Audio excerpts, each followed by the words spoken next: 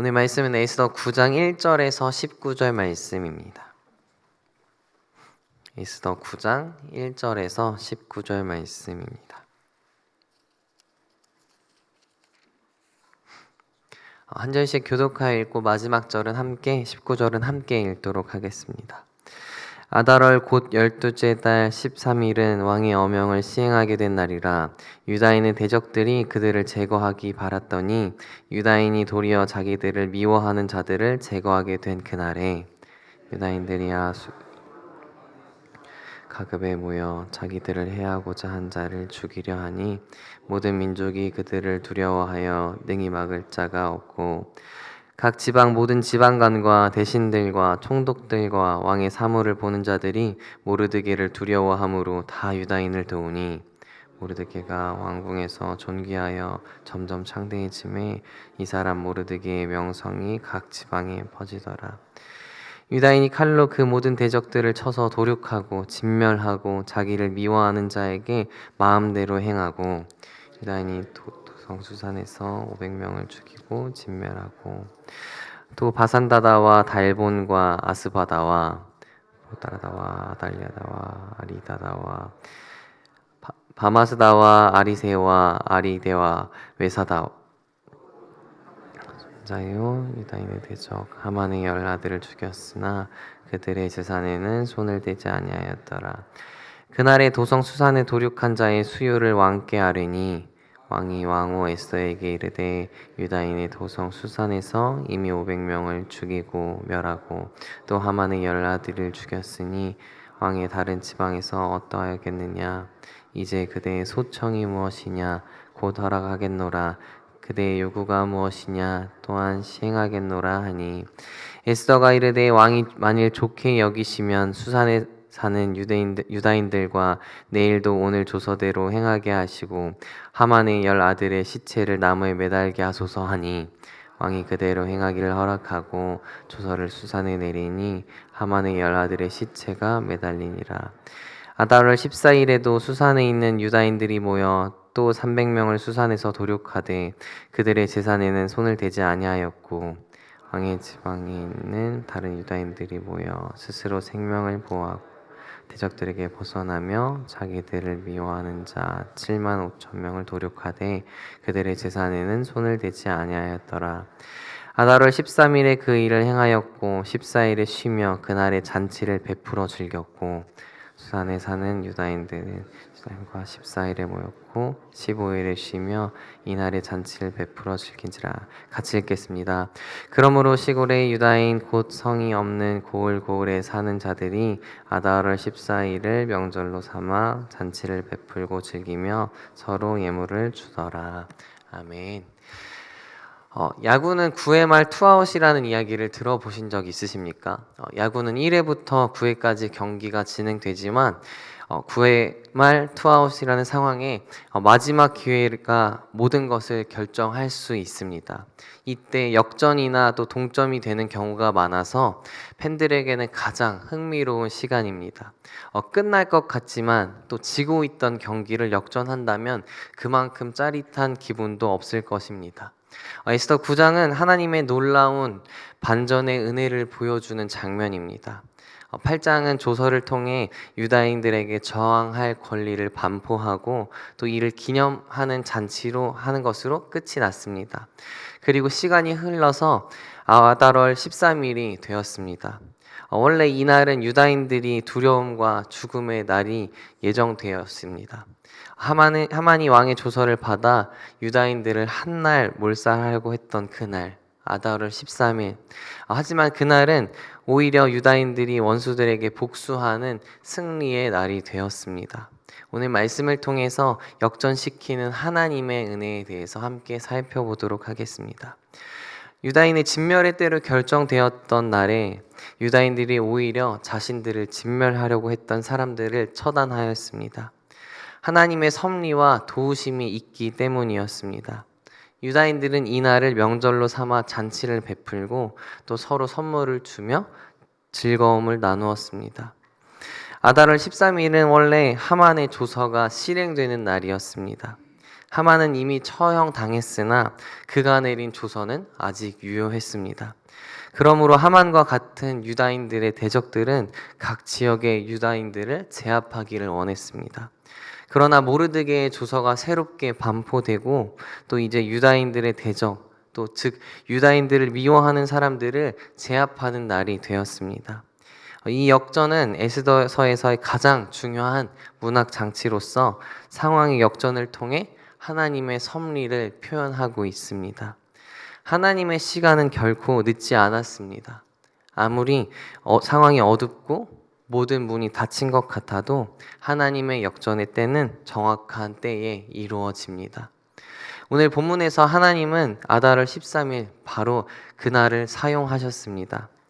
인간의 눈으로는 가장 두려운 날이었지만 하나님은 그날을 축복의 날, 또 구원의 날로 사용하셨습니다. 이 작전의 개시일에 유다인과 온 백성으로부터 두려움이 되었습니다. 유다인의 조선은 찍힌 지시에 따라서 각 지방과 각 지역에 함께 모였습니다. 모였다는 이 말은 자기들의 생명을 보호하고 방어할 준비가 되었음과 또 그들의 대적들을 죽일 준비가 되었음을 암시합니다. 이때 그들의 대적은 유다인들이 재앙을 찾는 자들로 그들이 하만처럼 유다인들을 진멸하길 원하는 자들임을 뜻합니다. 이런 대적들에게 맞서려고 하는 유다인들 앞에 어느 누구도 감히 설 수 없었습니다. 저자는 이 이유가 유다인들에 대한 공포가 모든 민족에게 떨어졌기 때문이라고 이야기합니다. 이것은 모르드게의 조서가 온 날에 나타난 현상입니다. 3절에서는 이방인들이 모르드게로 인해 유다인들을 돕기 시작합니다. 4절에는 왜 모르드게 때문에 유다인들을 돕게 되었는지 그 이유를 설명합니다. 모르드게가 왕궁에서 매우 높아졌고 모든 성읍들의 사람들이 그 명성을 들었기 때문입니다. 10개월 동안 2번이나 왕의 포고령이 페르시아 전역에 내려지면서 그 이유 또한 페르시아 전역에 알려졌을 것입니다.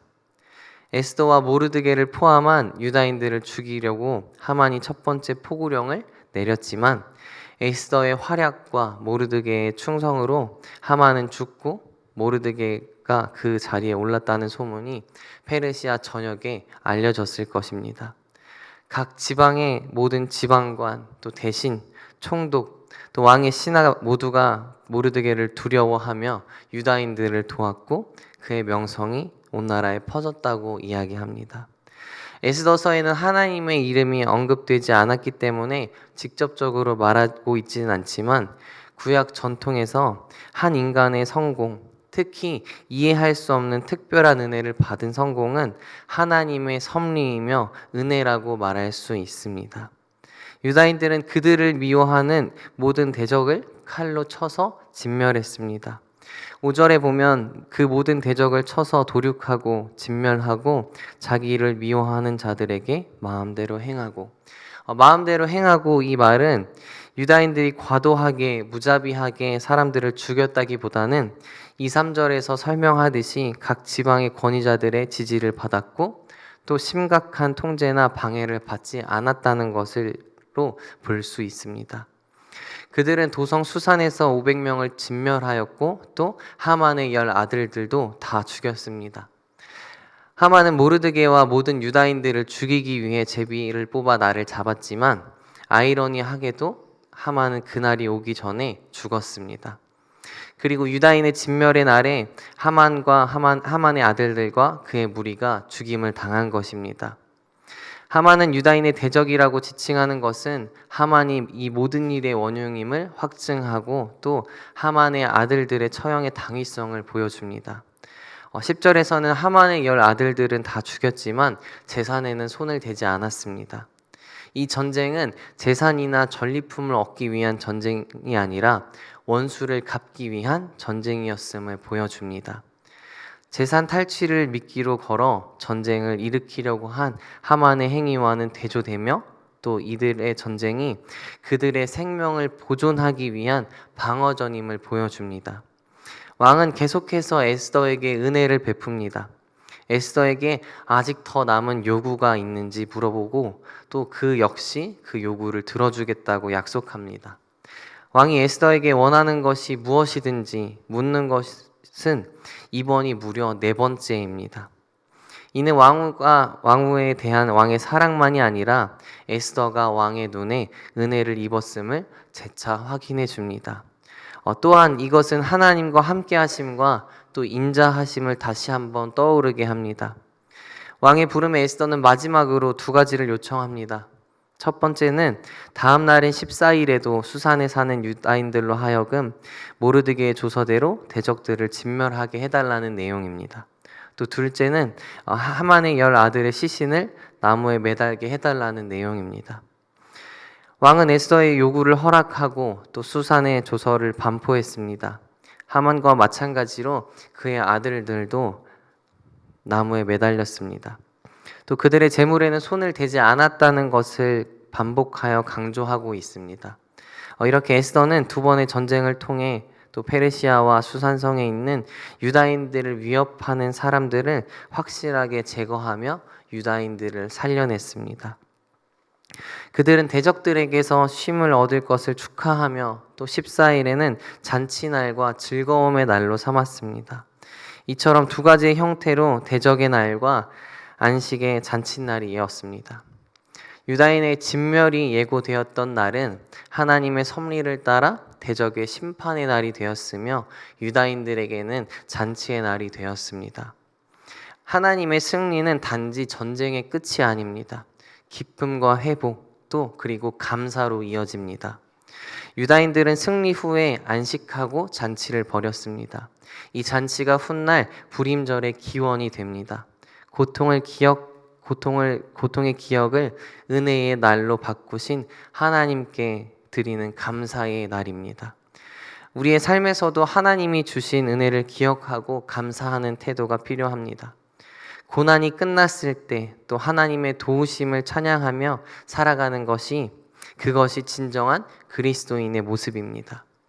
우리가 믿는 하나님은 반전의 하나님, 또 역전의 하나님이십니다. 오늘 본문은 단지 역사적 승리를 기록하는 것이 아닙니다. 오늘도 우리를 대신하여 싸우시고 우리의 원수를 무찌르시는 하나님을 신뢰하라는 메시지입니다. 새벽에 이 말씀을 붙잡고 또 오늘 하루도 하나님의 역전의 은혜를 기억하며 승리하는 삶을 살아가는 우리들이 되기를 소망합니다. 기도하겠습니다. 사랑의 하나님, 우리가 우리의 상황을 역전시킬 그 하나님을 신뢰하기 원합니다. 나의 힘과 나의 뜻대로 하는 것이 아니라 우리의 모든 것을 하나님께 맡겨드리며 하나님의 은혜를 사모하는 우리들이 되게 하시옵소서.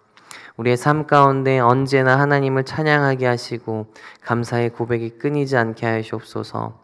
또 주님만 따르는 삶을 살아가는 그런 우리들이 될 수 있도록 하나님 도와주시옵소서. 감사합니다. 예수님의 이름으로 기도합니다. 아멘.